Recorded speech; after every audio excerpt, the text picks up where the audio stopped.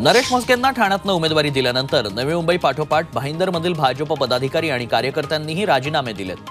मीरा भाईंदर भाजपचे माजी नगरसेवक आणि महासचिव ध्रुव किशोर पाटील, अल्पसंख्याक विभागाचे महाराष्ट्र प्रदेश उपाध्यक्ष एजाज खातीब, युवा मोर्चा महासचिव विशाल पाटील यांनी राजीनामा दिलाय।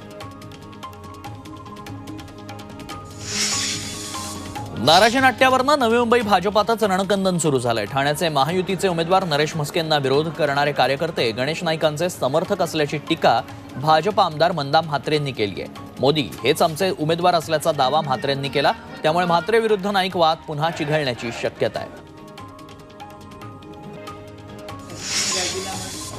नवी मुंबईसह भाईंदरमधील भाजप कार्यकर्त्यांच्या राजीनामा सत्रानंतर ठाण्यातील भाजपच्या मध्यवर्ती कार्यालयात ठाण्यातील सर्वच पदाधिकाऱ्यांची बैठक झाली।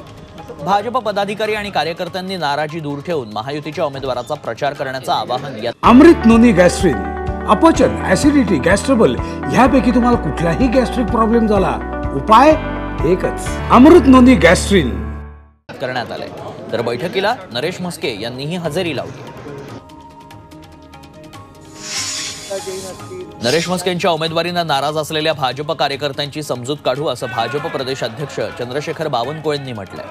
ठाणे लोकसभा मतदारसंघातून लढण्याचा भाजप पदाधिकाऱ्यांचा आग्रह होता, मात्र महायुती धर्मपाळ ठाण्याची जागा मुख्यमंत्री शिंदेंना देण्यात आली, त्यामुळे भाजप कार्यकर्ते नाराज झाले। ठाण्यामधल्याही पदाधिकाऱ्यांना आग्रह होता की सीट भाजपाकडे यावी।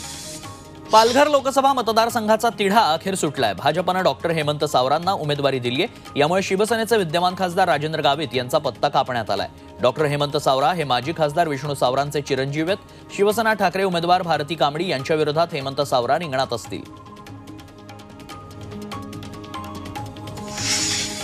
नाशिकच्या दिंडोरी लोकसभेसाठी भाजपचे माजी खासदार हरिश्चंद्र चव्हाण यांनी बंडखोरी करत उमेदवारी अर्ज दाखल केला। आपण पक्षाकडे उमेदवारी मागितली होती, मात्र पक्षानं उमेदवारी नाकारली, त्यामुळे हितचिंतकांच्या आग्रहासाठी आपण उमेदवारी अर्ज दाखल केल्याची प्रतिक्रिया चव्हाणांनी दिली आहे।